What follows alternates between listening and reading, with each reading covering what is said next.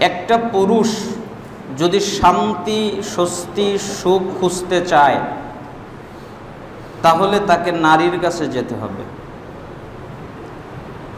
একটা পুরুষের জীবনে যদি নারী না থাকে, সৎ রমণী না থাকে, সৎ স্ত্রী না থাকে, তাহলে ওই পুরুষের জীবনটাই বৃথা, তার জীবনের কোনো মূল্য নাই। কেন? নারীদেরকে তৈরি করা হয়েছেই পুরুষের শান্তির জন্য। পুরুষ শান্তি খুঁজে পাবে, স্বস্তি পাবে একমাত্র যখন তার যোগ্য সৎ স্ত্রীর কাছে যাবে, তখন আল্লাহ সুবহানাহু ওয়া তাআলা তাকে শান্তি দান করবেন। এমনকি সালাফদের অনেকগুলো বাণী আছে। আপনি যদি ডিপ্রেশনে থাকেন, আপনি যদি পেরেশানিতে থাকেন, আপনি যদি দুশ্চিন্তাগ্রস্ত থাকেন, আপনি যে কোনো মুসিবতে আছেন, খুব কষ্টের মধ্যে আছেন, আপনি স্ত্রীর সাথে 5 থেকে 10 মিনিট আনন্দ করেন, কথা বলেন, দেখবেন আপনার সমস্ত ক্লান্তি, সমস্ত অস্থিরতা সব আল্লাহ ধ্বংস করে দিবেন। এই জন্যই আয়াতের মধ্যে আল্লাহ সুবহানাহু ওয়া তাআলা এই কথা বললেন, আর তোমাদের উভয়ের মাঝে তিনি সৃষ্টি করে দিয়েছেন ভালোবাসা, সহানুভূতি। এতে রয়েছে নিদর্শন সেই লোকদের জন্য যারা চিন্তা ভাবনা করে। ইসলামে নারীর মর্যাদা, ইসলাম নারীকে সর্বশ্রেষ্ঠ মর্যাদায় ভূষিত করেছে। এই ইসলাম ধর্ম নারীকে যেই সম্মান দিয়েছে তা কোনো যুগ, কোনো কাল, কোনো ধর্ম, কোনো জাতি দিতে পারেনি। ইসলাম নারীকে পুরুষের সাথী হিসেবে নির্ধারণ করেছে। তাদের একজন অপরজন ছাড়া অচল, দুইজনেই পরস্পরের মুখাপেক্ষী, একজনের জন্যে আরেকজন লাগে। নারীর দৃষ্টিতে যে পুরুষ শ্রেষ্ঠ, মানুষের মধ্যে সেই হচ্ছে সবচেয়ে শ্রেষ্ঠ। আপনার স্ত্রী যদি বলে যে আমার স্বামীটা অনেক ভালো, তাহলে আপনি বুঝবেন আসলেই আপনি ভালো। আর আপনার স্ত্রী যদি বলে আমার স্বামীটা ভালো না, তাহলে বুঝতে হবে আসলেই আপনি ভালো না। এই জন্য যেই নারীর দৃষ্টিতে স্বামী ভালো, পুরুষ ভালো, ওই পুরুষ সমস্ত পুরুষের মধ্যে সর্বোত্তম। শিশুকালে নারী দুধ পানের সাথে সাথে বিশেষ তত্ত্বাবধান ও উত্তম লালন পালনের দাবিদার। সে সময় সে পিতা মাতা এবং ভাই বোনের চক্ষু শীতলকারিণী ও হৃদয় ঠান্ডাকারিণী। নবী সাল্লাল্লাহু আলাইহি ওয়াসাল্লাম বলেন, বুখারীর 1329 নম্বর হাদিস, যেই ব্যক্তি এই কন্যা সন্তান প্রদান করার মাধ্যমে পরীক্ষা করা হবে, যেই ব্যক্তিকে, তাকে কেন পরীক্ষা করা হবে? কন্যা সন্তান দান করার মাধ্যমে। সে যদি তার ওই কন্যা সন্তানের প্রতি দায়িত্ব, সুন্দর আচরণ করে, তাদেরকে সঠিকভাবে লালন পালন করে, তবে তারা জাহান্নাম থেকে বাঁচার জন্য পর্দা হয়ে যাবে। কারা পর্দা হয়ে যাবে? কন্যারা। এখানে কয়েকটি কথা আছে। একটি কথা হচ্ছে সুন্দর আচরণ করা, তার মানে নারীর সাথে সুন্দর আচরণ করতে হবে, মেয়ের সাথে সুন্দর আচরণ করতে হবে, কন্যার সাথে সুন্দর আচরণ করতে হবে। আরেকটি কথা, সুন্দরভাবে লালন পালন করতে হবে। সুন্দরভাবে লালন পালনের অর্থ হলো তাকে আদব আখলাক শিক্ষা দিতে হবে, তাকে ঈমান শিক্ষা দিতে হবে, তাকে ঈমানদার কোনো পাত্রের হাতে উঠিয়ে দিতে হবে। তাহলে এই কন্যা তার জন্য জাহান্নাম এবং তার মধ্যে পর্দার মতো দাঁড়িয়ে যাবে, তাকে জাহান্নামে প্রবেশ করতে দিবে না। রাসূল সাল্লাল্লাহু আলাইহি ওয়াসাল্লাম আরো বলেন, কারো যদি 3 জন কন্যা সন্তান থাকে, অথবা 3 জন বোন থাকে, অথবা 2 জন কন্যা সন্তান থাকে, অথবা 2 জন বোন থাকে, সে তাদের ব্যাপারে আল্লাহকে ভয় করে, তাদের প্রতি করুণা করে এবং তাদের সাথে সৎ আচরণ করে, সৎ ব্যবহার করে, তবে সে জান্নাতে প্রবেশ করবে। আল্লাহ সুবহানাহু ওয়া তাআলা তাকে জান্নাতে প্রবেশ করাবেন। এই নারী প্রাপ্তবয়স্কা হলে পরিবারে সর্বাধিক সম্মানিত, যার সম্মান এবং ইজ্জত আবরু রক্ষার জন্য পুরুষ তার সর্বাধিক প্রিয় বস্তু জানটাও বিসর্জন দিতে পারে। পরপুরুষের কাল হাত অগ্রসর হলে, অপ্রিয় কণ্ঠ তাকে ত্যক্ত বিরক্ত করলে, লোভনীয় চোরা চাহনি তার প্রতি নিক্ষিপ্ত হলে, সেই তার প্রতিবাদে সোচ্চার হয় এবং তার ইজ্জতের সংরক্ষণ করতে নিজের জানকে বাজি রাখে। তাই তো নবী সাল্লাল্লাহু আলাইহি সাল্লাম বলেছেন, যে ব্যক্তি নিজ পরিবারের ইজ্জত রক্ষা করতে গিয়ে নিহত হয়, মৃত্যুবরণ করে, সে হচ্ছে শহীদ, জান্নাতে শহীদের মর্যাদা লাভ করবে। তার মানে আপনি যদি আপনার পরিবারকে রক্ষা করার জন্যে, আপনার স্ত্রীকে রক্ষা করার জন্যে, আপনার কন্যাকে রক্ষা করার জন্যে, আপনার বোনকে রক্ষা করার জন্যে আপনি প্রতিরোধ করেন, আর এই প্রতিরোধ করার কারণে আপনার যদি মৃত্যু হয়, আপনার যদি মরণও হয়, তাহলে রাসূল সাল্লাল্লাহু আলাইহি সাল্লাম আপনাকে শহীদ বলে উল্লেখ করেছেন, যে আপনি জান্নাতের দিন শহীদ, জান্নাতে শহীদ হিসেবে আগমন করবেন। এই নারী যদি আবার বিবাহিত হলে আল্লাহর বাণীর দৃঢ় অঙ্গীকারের মাধ্যমে হয়, স্বামী গৃহে সে হয় সর্বাধিক নিকটতম সাথী, সম্মানিত প্রতিবেশী। স্বামীর উপর আবশ্যক হয় তাকে সম্মান করা, তার প্রতি করুণা করা, তাকে কষ্ট দেওয়া থেকে বিরত থাকা, ভরণ পোষণ সহ তার যাবতীয় প্রয়োজন পূরণে সচেষ্ট থাকা এবং সেক্ষেত্রে কোনো ত্রুটি না করা। এই নারী আবার মা হলে আল্লাহর হক আদায় করার সাথে সাথে তার সাথে সদ্ব্যবহার করা ওয়াজিব হয়ে যায়। আল্লাহর সাথে শিরিক যেমন নিষিদ্ধ, তেমনি মায়ের নাফরমানি করা, তার সাথে অসদাচরণ আচরণ করা নিষিদ্ধ। এজন্য জনক ব্যক্তি নবী করিম সাল্লাল্লাহু আলাইহি সাল্লামকে প্রশ্ন করল, হে আল্লাহর রাসূল, মানুষের মধ্যে আমার সর্বাধিক সৎ ব্যবহার পাওয়ার অধিকার রাখে কে? তখন তিনি বললেন, তোমার মা। সে আবার বলল, তারপর কে? তিনি বললেন, কেন তোমার মা? সে আবার বলল, তারপর কে? কেন তোমার মা? সে আবার বলল, তারপর কে? তখন বললেন, তোমার বাবা। তার মানে মায়ের মর্যাদা অনেক বেশি আল্লাহ সুবহানাহু ওয়া তাআলার কাছে। এই নারী আবার বোন হলে ইসলাম তার সাথে সুসম্পর্ক বজায় রাখতে, তাকে সম্মান, তার সম্ভ্রম রক্ষা করতে আদেশ করেছে। এই নারী খালা হলে খেদমত এবং সদ্ব্যবহার ক্ষেত্রে মায়ের স্থানে তার মতোই মর্যাদাবান দিতে বলেছেন। এই নারী বৃদ্ধা হলে বা দাদি নানি হলে পরিবারে তিনি হন অত্যাধিক সম্মানিতা, সর্বশ্রদ্ধেয়া। সন্তান সন্ততি, নাতি নাতনি, নিকটাত্মীয় সকলেই তার প্রয়োজন পূরণে সচেষ্ট থাকে, তার মতামতকে অগ্রাধিকার দিয়ে থাকে। এই নারী যদি দূরবর্তী কোনো সাধারণ নারী হয়, তবে ইসলামের অধিকার অনুযায়ী তাকে সকল প্রকার অনিষ্ট থেকে রক্ষা করা কর্তব্য, দৃষ্টি নত রাখা আবশ্যক।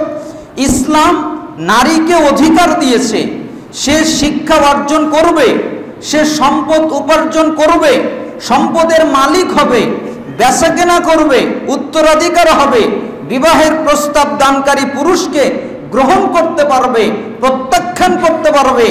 ইসলামী সমাজের সর্বত্রই নারী এভাবেই সম্মানিত হয়ে আসছে।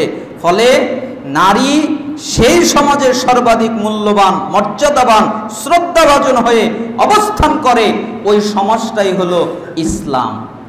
ইসলাম নারীকে যেই সম্মান দিয়েছে, যেই মর্যাদা দিয়েছে, যেই কর্তৃত্ব দিয়েছে, এইরকম মর্যাদা অন্য কোনো ধর্ম, অন্য কোনো জাতি, অন্য কোনো বর্ণের লোকেরা দেয় নাই। নারীর উপর পুরুষের কর্তৃত্ব, যেমন আল্লাহ তাআলা বলেন, আর রিজালু কাওয়ামুনা আলান নিসাই বিমা ফাদ্দালাল্লাহু বা'দাহুম আলা বা'দ ওয়া বিমা আনফাকু মিন আমওয়ালিহিম। পুরুষগণ নারীদের উপর কর্তৃত্বকারী, তার মানে নারীদের উপরে পুরুষরা কর্তৃত্ব করবে, শাসন করবে, আদেশ করবে, নিষেধ করবে। কোনো কিছু বাস্তবায়ন করার কথা পুরুষরা নারীদেরকে বলবে, কেননা আল্লাহ তাদের একজনের উপর আরেকজনের মর্যাদা রেখেছেন, যেমন নারীর উপরে পুরুষের মর্যাদা রেখেছেন। এবং পুরুষগণ তাদের সম্পদ খরচ করে থাকে, নারীদের জন্য পুরুষরা তাদের সম্পদ খরচ করে। হাফেজ ইবনে কাসির রাহিমাহুল্লাহ এই সূরা নিসার 34 নম্বর আয়াতের ব্যাখ্যা করতে গিয়ে, তাফসির করতে গিয়ে বলেন যে পুরুষ নারীর কর্তৃত্বকারী, অর্থাৎ সে তার প্রধান, তার চাইতে শ্রেষ্ঠ, তার শাসক এবং বাঁকা পথে চললে তাকে শিক্ষাদানকারী। এখানে আল্লাহ তাআলা পুরুষের শ্রেষ্ঠত্ব তুলে ধরলেন যে নারীদের চাইতে পুরুষ হলো প্রধান, নারীদের চাইতে পুরুষ হলো শ্রেষ্ঠ, নারীদের উপরে পুরুষ শাসন করবে।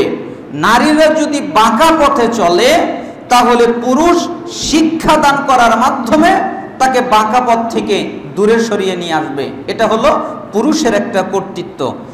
নবী সাল্লাল্লাহু আলাইহি ওয়াসাল্লাম একটা লিখিত বাণীতে এই উক্ত অর্থকে সমর্থন করে আব্দুল্লাহ বিন আউফ রাদিয়াল্লাহু আনহা থেকে বর্ণিত, তিনি বলেন রাসূল সাল্লাল্লাহু আলাইহি ওয়াসাল্লাম বলেছেন, গায়রুল্লাহকে সেজদা করার জন্য আমি যদি কাউকে আদেশ করতাম, যদি গায়রুল্লাহকে সেজদা করা হতো, যেমন মূর্তিকে সেজদা করে, মাজারে সেজদা করে, খাম্বায় সেজদা করে, এরকম আল্লাহ ছাড়া অন্য কোনো জিনিসকে যদি সেজদা করার জন্য অনুমতি থাকতো, জায়েজ থাকতো, তাহলে আমি সমস্ত নারীকে আদেশ করতাম তারা যেন তাদের স্বামীকে সেজদা করে।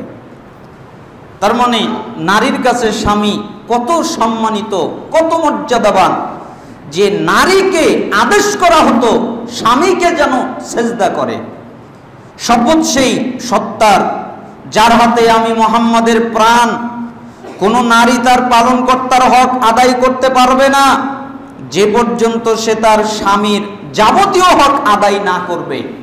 একটা নারী যদি ইচ্ছা করে আমি আল্লাহর সমস্ত হক আদায় করব, কোনোদিন পারবে না, কশ্চিনকালেও পারবে না, কোনোভাবেই পারবে না, ততক্ষণ পর্যন্ত যতক্ষণ পর্যন্ত স্বামীর হক আদায় না করে। আপনি যদি স্বামীর হক আদায় করতে না পারেন, স্বামীর হক যদি পরিপূর্ণ করতে না পারেন, তাহলে আপনি কশ্চিনকালে কোনো ইবাদত করেই আপনি আল্লাহকে সন্তুষ্ট করতে পারবেন না। এমনকি যদি উটের হাউদাজে বসে স্বামী তাকে সহবাস করতে আহ্বান করে, তবুও বাধা দিতে পারবে না। এটা একটা এক্সাম্পল বোঝানোর জন্য রাসূল সাল্লাল্লাহু আলাইহি সাল্লাম বললেন, ইবনে মাজার 1843 নম্বর হাদিস, যদি স্বামী চায় যে আমি উটের পিছনে তোমার সাথে মিলিত হব, এরপরেও স্বামীকে স্ত্রী বাধা দিতে পারবে না। আর স্ত্রীর কত বাধা, খাদিজা আমি এখন দুধ রান্না করছি, তুমি দেখো না, খাদিজা এক গ্লাস পানি লাগবে, নিয়ে খাও, খাদিজা এক গ্লাস এটা লাগবে, নিয়ে খাও, একটা শরবত বানিয়ে দাও, নিয়ে খাও, ভাত বেড়ে দাও, বেড়ে খাও, আমি এখন কাজ করছি, আমি এখন সন্তানকে নিয়ে ব্যস্ত আছি। আপনার সন্তান আপনার কাছে অত মূল্যবান নয়, আপনার কোনো প্রতিবেশী আপনার কাছে অত মূল্যবান নয়, আপনার কোনো মেয়ে আপনার কাছে অত মূল্যবান নয়। সবচেয়ে দামি সম্পদ হচ্ছে এই পৃথিবীর বুকে আপনার স্বামী। যদি আহার উপরে, যদি চুলার উপরে দুধ থাকে যে এখন দুধ পড়ে যাবে, স্বামী আমাকে ডাক দিয়েছে দুধ পড়ে যাবে, গেলেই দুধ পড়ে যাবে, আপনি যাবেন, দুধ পড়ে যাক, দুধ নষ্ট হোক, দুধ ধ্বংস হয়ে যাক, তাতেও কিছু আসে যায় না, তবু আপনি স্বামীর কথাই সাড়া দিবেন। কেন? দুধ পড়ে গেলে আপনি দুধ পাবেন, কিনে আনতে পারবেন, কিন্তু স্বামীর কথায় ডাক উত্তর না দেওয়ার কারণে আপনি যে একটা ভয়াবহ কাবিরা গুনার শিকার হবেন, সেটা কিন্তু আর ফিরে আসবে না। এই জন্য রাসূল সাল্লাল্লাহু আলাইহি সাল্লাম এ কথা বললেন। আল্লাহ তাআলা বলেন, ফাসসালিহাতু কানিতাতুন হাফিজাতুন লিল গায়বি বিমা হাফিজাল্লাহ। পুণ্যবতী রমণীগণ আনুগত্য করে। যারা পুণ্যবতী, যারা সৎ, যারা গুণবান, তারা আনুগত্য করে কার? আল্লাহর সংরক্ষিত প্রচ্ছন্ন বিষয়ের সংরক্ষণ করে। তার মানে আল্লাহ সুবহানাহু ওয়া তাআলা যেই সমস্ত বিষয়ে তাকে আনুগত্য করতে বলেছেন ওই সমস্ত বিষয়ে সে আনুগত্য করে। এজন্য যে কোনো মূল্যে স্বামীর আনুগত্য করবেন। আল্লাহ সুবহানাহু ওয়া তাআলা আমাদেরকে তৌফিক দান করুন। সৎ রমণী পৃথিবীর একটা শ্রেষ্ঠ সম্পদ। আপনি যদি একটা নেককার স্ত্রী পেয়ে যান, মনে করেন পৃথিবীর পুরোটাই সম্পদ।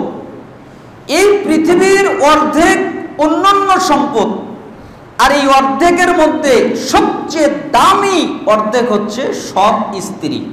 আপনি যদি একটা সৎ স্ত্রী পেয়ে যান, তাহলে যত সম্পদ আছে সমস্ত সম্পদের চেয়ে দামি সম্পদ পেয়ে গেলেন। কিভাবে?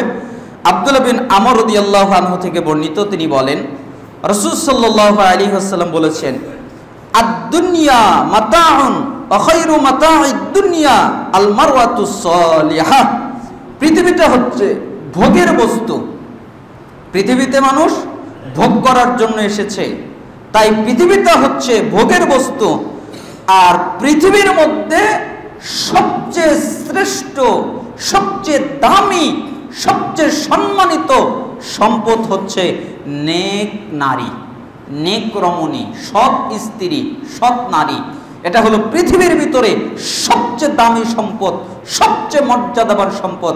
কেউ যদি একটা নেককার স্ত্রী পেয়ে যায়, তাহলে সে দামি সম্পদ পেয়ে গেল।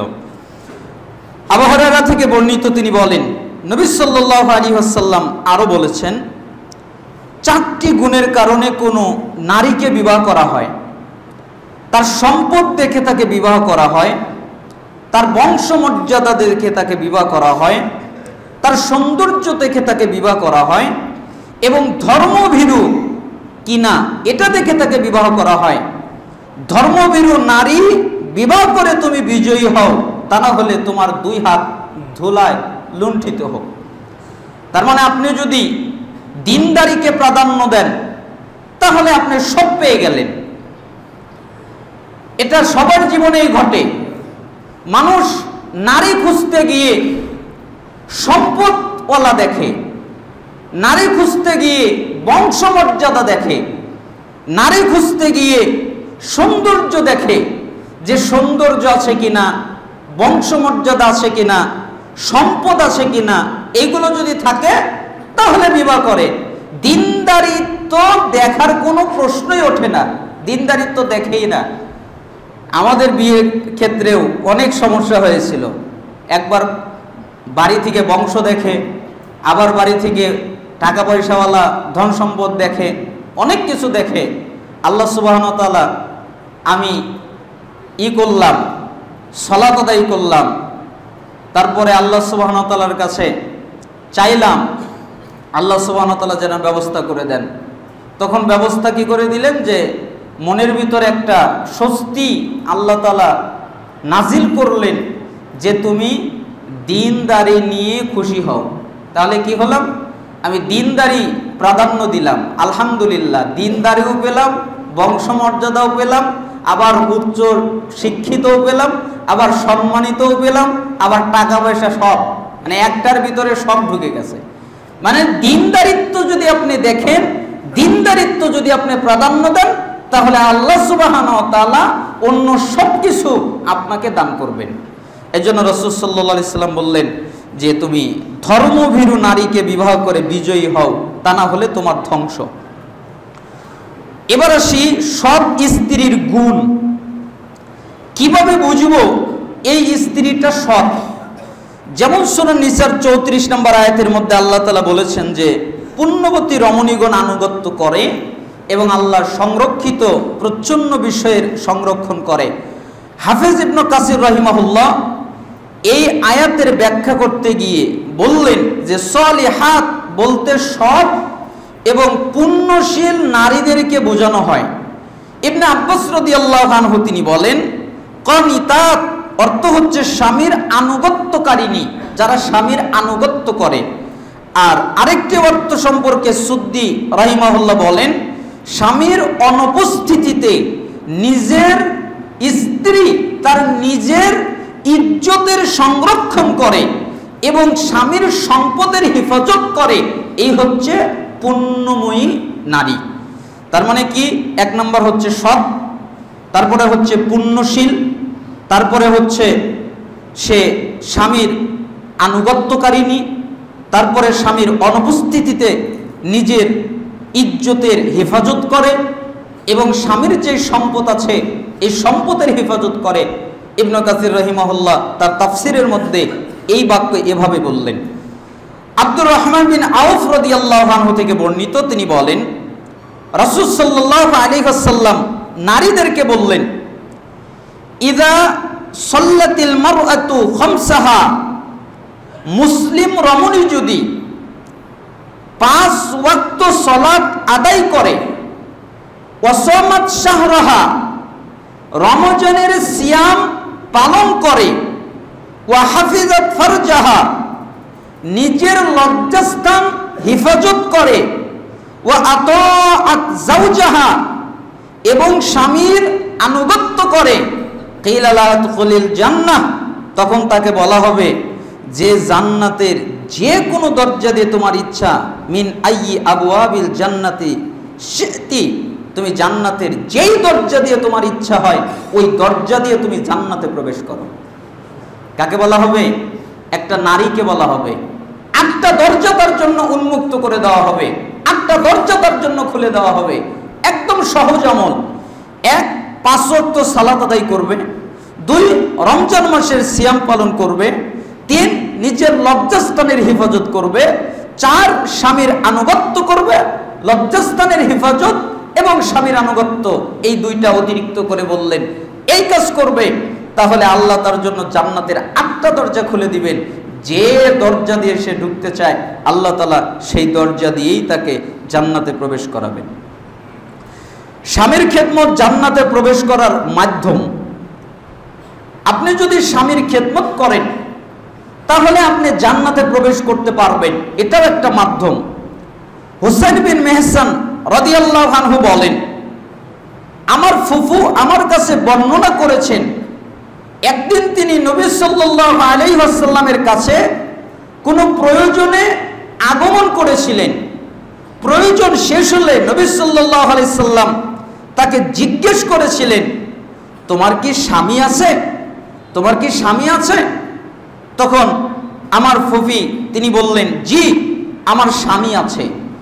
তখন রাসূল সাল্লাল্লাহু আলাইহি ওয়াসাল্লাম বললেন, তার জন্য তুমি কেমন স্ত্রী? তোমার স্বামীর কাছে তুমি কেমন স্ত্রী তুমি? আমি বললাম, একান্ত অপারগ না হলে তার খেদমত করতে আমি কোনো ত্রুটি করি না। অর্থাৎ যদি অপারগ হয়ে যায় তাহলে হয়তো খেদমত একটু ত্রুটি হয়, তাছাড়া তার খেদমত করার ক্ষেত্রে আমি কোনো ত্রুটি করি না, একমাত্র অপারগ না হলে। তখন রাসূল সাল্লাল্লাহু আলাইহি ওয়াসাল্লাম বললেন, ভালোভাবে খেয়াল রাখবে তুমি কিরূপ তার খেদমত করে থাকো, এটা ভালো করে খেয়াল করবে। তুমি স্বামীর খেদমত করবে, স্বামীর খেয়াল করবে। কেন?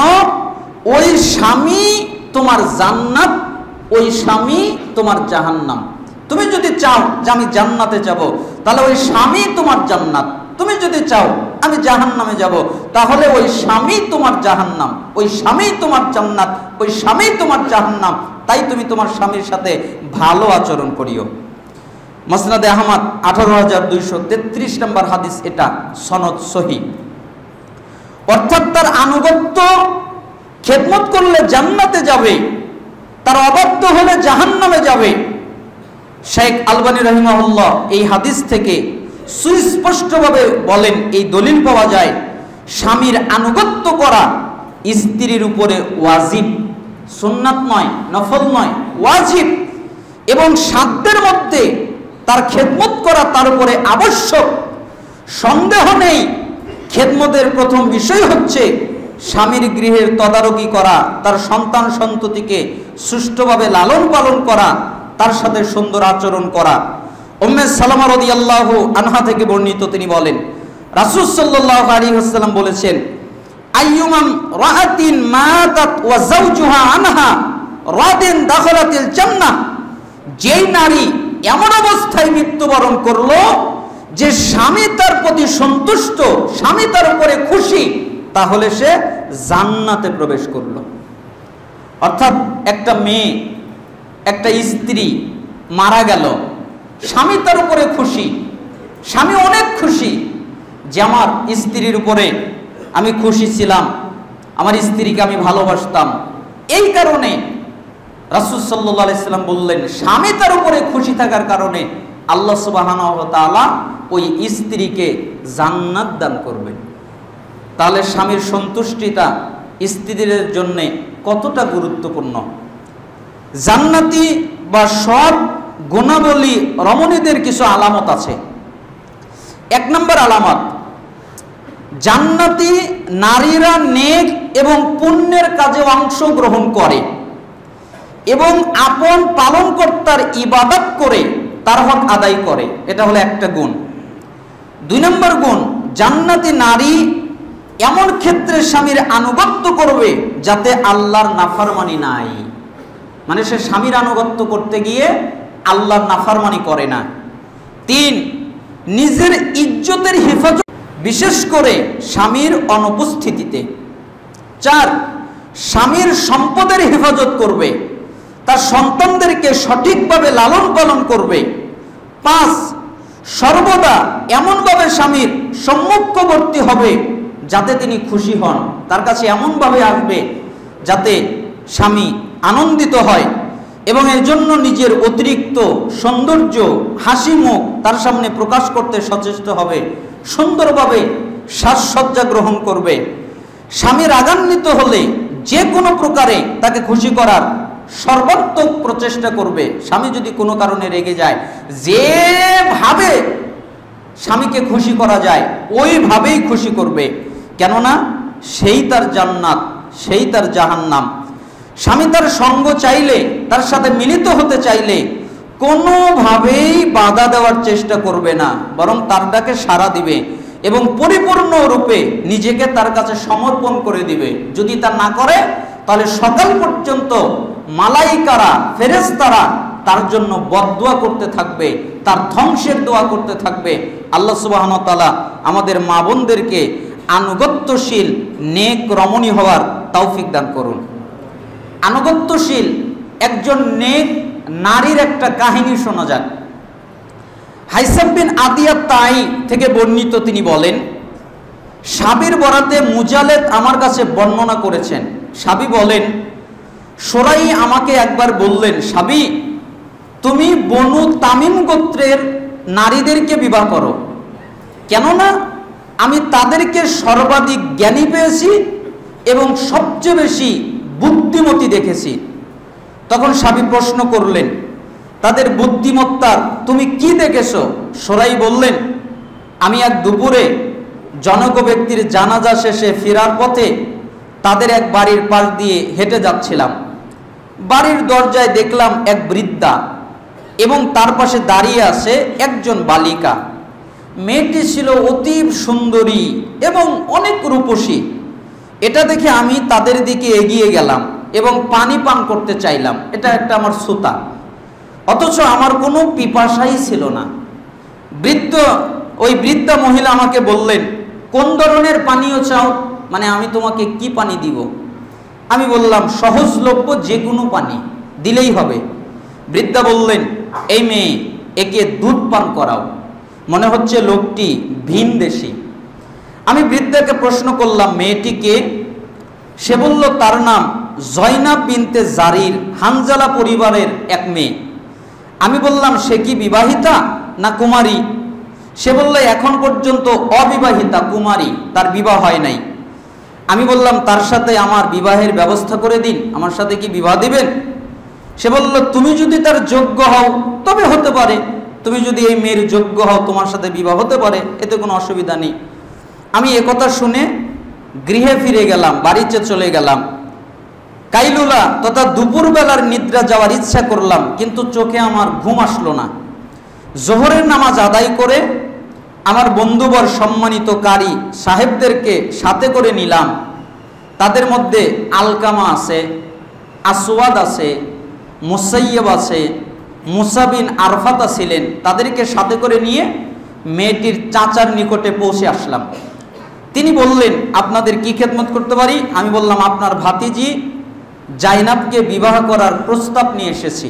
তিনি বললেন, সেও আপনার ব্যাপারে অনাগ্রহী নয়, রাজি আছে। তারপর তিনি তার সাথে আমার বিবাহ দিয়ে দিলেন। সে যখন আমার বন্ধনের জালে আটকা পড়ল, আমি যেন লজ্জিত হলাম। মনে মনে বললাম, তামিম গোত্রের মেয়েদের সাথে আমি কি আচরণ করতে পারি? আবার তাদের অন্তরের রূঢ়তার কথাও আমার মনে ভাসলো। মনে মনে বললাম, তাকে তালাক দিয়ে দিব নাকি?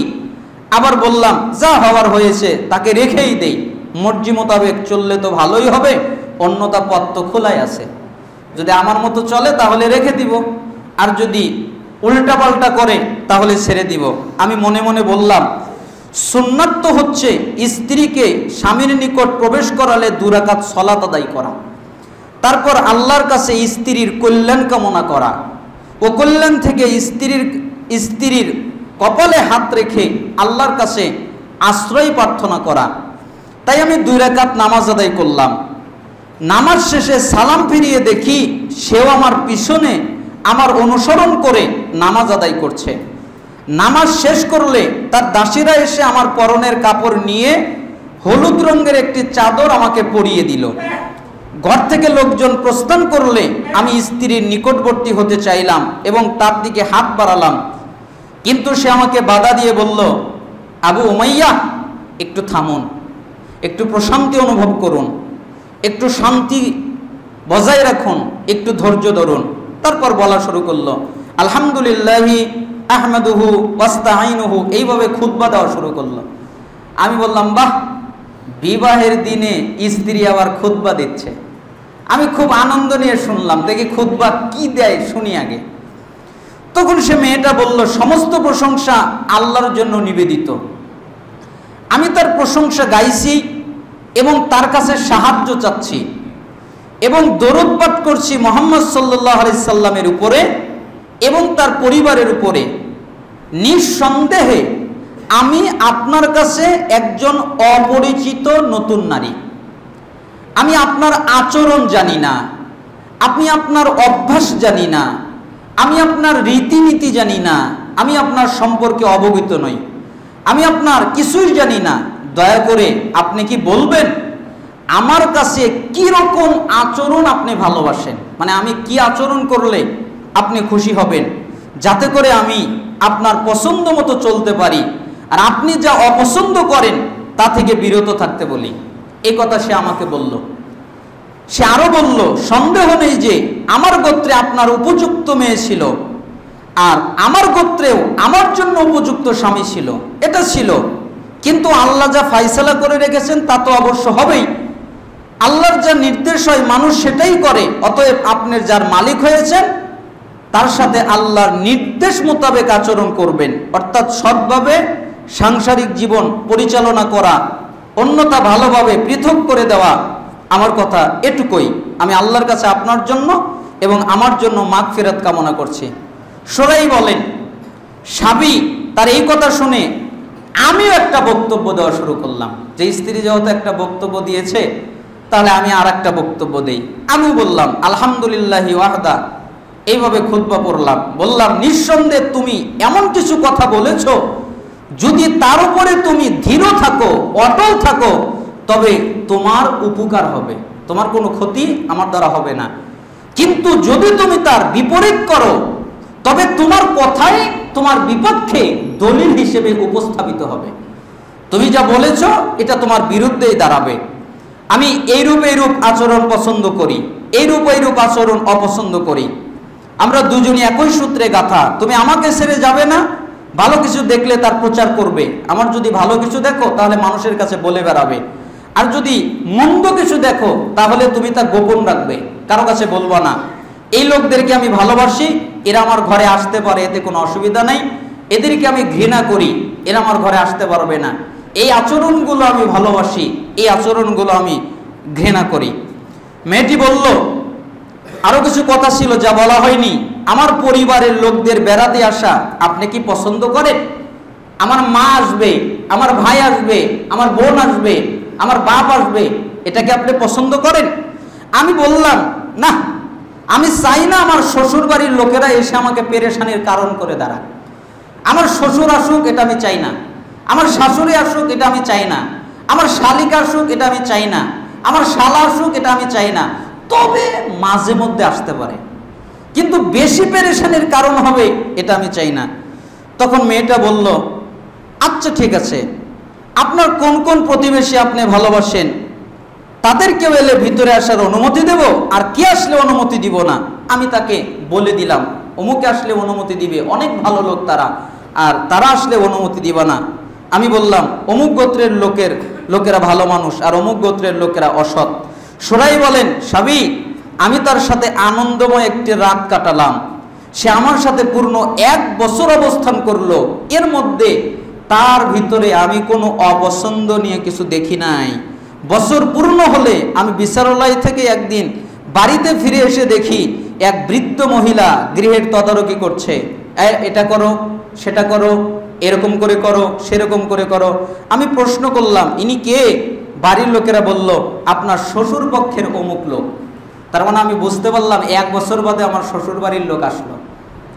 মানে এইখান থেকে সালাফরা বুঝিয়েছেন যে স্বামী যদি কাউকে অপছন্দ করে, সে যদি স্ত্রীর বাবাও হয়, স্ত্রীর মাও হয়, স্ত্রীর মা যদি মারা যায় আর স্বামী যদি বলে তুমি যেতে পারবো না, তাহলে স্ত্রীর যাওয়ার অনুমতি নেই।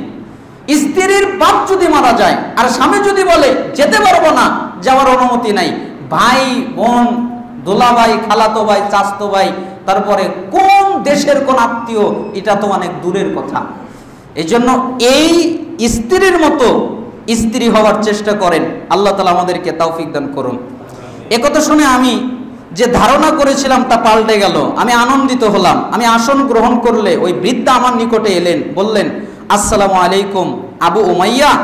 আমি বললাম, ওয়ালাইকুম আসসালাম, আপনাকে তো চিনলাম না। তিনি বললেন, আমি তোমার শাশুড়ি। তুমি আমাকে এখনো চেনোনি, আমি তোমার শাশুড়ি। বললাম, আল্লাহ আপনাকে আমাদের আরো নিকটবর্তী করে দিন। তিনি জিজ্ঞেস করলেন, তোমার স্ত্রীকে কেমন পেলে? তখন আমি বললাম, সর্বোত্তম স্ত্রী, এরকম সুন্দর স্ত্রী সর্বোত্তম। তিনি আমাকে বললেন, আবু উমাইয়া, কোনো নারী দুটি মাত্র অবস্থা ছাড়া কখনো বাঁকা হয় না। একটা অবস্থা হলো সন্তান প্রসব করার সময়, যখন নারী সন্তান প্রসব করে তখন সে বাঁকা হয়ে যায়। আরেকটি হলো যখন অতিরিক্ত স্বামী সোহাগ লাভ করে, স্বামী যখন খুব বেশি ভালোবাসে তখন স্ত্রী বাঁকা হয়ে যায়। এই ক্ষেত্রে তুমি সাবধান থেকো। আমার শাশুড়ি আমাকে এই উপদেশ দিলেন। তারপরে আমি আপনাকে বোঝাতে চাচ্ছিলাম যে সৎ স্ত্রী এবং সৎ নারী কত দামি। এরপরে লোকটি বললেন, কোনো বিষয়ে সন্দেহ হলেই তুমি লাঠি ব্যবহার করবে। আমার মেয়ে যদি ঠিকঠাক মতো না চলে, তুমি লাঠি ব্যবহার করবে। আল্লাহর শপথ, পুরুষেরা খারাপ, নারীর চাইতে নিকৃষ্ট কোনো জিনিস নিজের ঘরে রাখে না, সবচেয়ে খারাপ নারীদেরকে রাখে। আমি বললাম, আল্লাহর শপথ করে বলছি, আপনি তো তাকে শ্রেষ্ঠ আচরণ, সর্বোত্তম ভদ্রতা শিখিয়ে দিয়েছেন। তিনি বললেন, তোমার শ্বশুর পরিবারের কেউ তোমাদের কাছে বেড়াতে আসুক, তুমি কি তা পছন্দ করো? তখন আমি জবাব দিলাম, হ্যাঁ হ্যাঁ হ্যাঁ, যখন মনে চায় তখনই আসবে, আমি পছন্দ করি। সরাই বলেন, এই রমণী প্রতি বছর একবার আমার ঘরে আসতেন, আমার শাশুড়ি, এবং আমার স্ত্রীকে আমাকে সুন্দর সুন্দর উপদেশ করতেন। মেয়েটিকে নিয়ে আমি 20 বছর সংসার করেছি। এর মাঝে অপ্রীতিকর কোনো কিছু তার পক্ষ থেকে আমি পাইনি। তার দ্বারা এমন কিছু ঘটেনি যা আমার রাগের কারণ হয়। আমি সর্বদাই তার উপরে খুশি থেকেছিলাম। কিন্তু একটা বার তখন আমি তার উপরে জুলুম করেছিলাম, আমার কারণেই আমি রেগে গিয়েছিলাম। একদিন গৃহে আমি ফজরের 2 রাকাত সুন্নাত নামাজ আদায় করলাম। এমন সময় মুয়াজ্জিন নামাজের ইকামত দিতে লাগলো। আমি ছিলাম মসজিদের ইমাম। হঠাৎ থেকে একটা বিষধর বিচ্ছু হেঁটে বেড়াচ্ছে। আমি ওটাকে একটা পাত্র দিয়ে ঢেকে দিলাম। তারপর স্ত্রীকে বললাম, জাইনাব, আমি ফিরে না আসা পর্যন্ত তুমি নড়াচড়া করবা না, তুমি এখানেই থাকবা। নামাজ শেষে ফিরে এসে দেখি বিচ্ছুটি আমার স্ত্রীকে ধ্বংসন করেছে। সাথে সাথে আমি সূরা ফাতিহা এবং সূরা ফালাক নাস পড়ে তাকে ঝাড়তে লাগলাম। যেহেতু আমি তাকে বলেছিলাম আমি ফিরে না আসা পর্যন্ত তুমি নড়াচড়া করবে না, তাই বিচ্ছুটি পাত্রের নিচ থেকে বের হয়ে তাকে ধর্ষণ করে আঘাত করেছিল। কেন? স্ত্রীকে বলেছিলাম নড়াচড়া করো না, ওইভাবেই দাঁড়িয়েছিল, বিচ্ছু কামড়িয়েছে তাও নড়াচড়া করেনি। এই ক্ষেত্রে আমি ছিলাম জালেম, আমি আমার উপরে জুলুম করেছি। 20 বছরের মধ্যে একবারই ঘটনা ঘটেছিল, তখন আমি ছিলাম জালেম। আমি যদি বলে যেতাম যে বিচ্ছু যদি দেখতে পারো তাহলে মেরে ফেলে দিও, আঘাত করো, কামড় যেন না দেয় তোমাকে, এইভাবে সতর্ক না করে বলে গিয়েছিলাম তুমি দাঁড়িয়ে থাকবে, নড়াচড়া করবো না, দাঁড়িয়ে ছিল, এই কারণে বিচ্ছু তাকে ধ্বংসন করেছিল। আসলে আমি ছিলাম জালেম, এছাড়া সে আমার কোনো কথার অবাধ্যতা করে নাই। আল্লাহ তাআলা এইরকম স্ত্রী আমাদেরকে দান করুন। আল্লাহ সুবহানাহু ওয়া তাআলা আমাদের স্ত্রীদেরকে এইরকম গুণবতী সৎ রমণী হওয়ার তৌফিক আল্লাহ তাআলা দান করুন। এবার আমরা আলোচনা করব যে স্বামীর সংসারে মুসলিম নারী কয়েকটা বিষয়ে সতর্ক থাকবে। 1 নম্বর সতর্কের বিষয় স্বামীর অবাধ্য হওয়া। জাবের বিন আব্দুল্লাহ রাদিয়াল্লাহু আনহু থেকে বর্ণিত, তিনি বলেন, ঈদের দিন আমি রাসূল সাল্লাল্লাহু আলাইহি ওয়াসাল্লামের সাথে নামাজ আদায় করলাম। তিনি খুতবা দেওয়ার পূর্বে আজান একামত ছাড়াই নামাজ পড়ালেন। অতঃপর বিলাল রাদিয়াল্লাহু আনহুকে সাথে নিয়ে দাঁড়ালেন। খুতবায় তিনি মানুষকে আল্লাহর ভয় দেখালেন, তার আনুগত্যের নির্দেশ প্রদান করলেন, মানুষকে নসিহত করলেন, নেক কাজের আদেশ করলেন, অসৎ কাজ থেকে নিষেধ করলেন। এরপর সেখান থেকে উঠে নারীদের নিকট আগমন করলেন, নারীদের কাছে গেলেন। এরপরে নারীদেরকে নসিহত করলেন, সৎ কাজের নির্দেশ দিলেন। তারপর নারীদেরকে বললেন, ওহে রমণীগণ, তোমরা বেশি বেশি করে সাদাকা করো, বেশি বেশি করে দান করো, তোমরা অধিক হারে তওবা করো, অধিক হারে ইস্তেগফার করো। কেন? আমি জাহান্নামে দেখে এসেছি যে জাহান্নামে যারা প্রবেশ করেছে তাদের বেশিরভাগ নারী। এই জন্য তোমরা বেশি বেশি করে দান করো, এই জন্য তোমরা বেশি বেশি করে ইস্তেগফার করো। তখন মহিলাদের মধ্য থেকে উত্তম হিসেবে বিবেচিত একজন নারী দাঁড়িয়ে পড়ল। কষ্ট ক্লেশের কারণে যার উভয় গণ্ডের রং বদলে গিয়েছিল, সে বলল, হে আল্লাহর রাসূল, এর কারণ কি? নবী সাল্লাল্লাহু আলাইহি সাল্লামকে বললেন, কেন নারীরা বেশি জাহান্নামে যাবে? কেন আপনি বেশি নারী জাহান্নামে দেখলেন? কারণটা কি আপনি কি বলতে পারবেন? তখন রাসূল সাল্লাল্লাহু আলাইহি সাল্লাম বললেন, কারণ তোমরা স্বামীর নাফরমানি করো বেশি। স্বামী যেই কথা বলে ওই কথা তোমরা শোনো না, তোমরা স্বামীর আনুগত্য করো না, তোমরা স্বামীর অনুগত্যশীল নয়, স্বামী যা বলে তার উল্টাটা করো। এটা হলো একটা কারণ। আর আরেকটা কারণ হলো তার বিরুদ্ধে খালি অভিযোগ করো।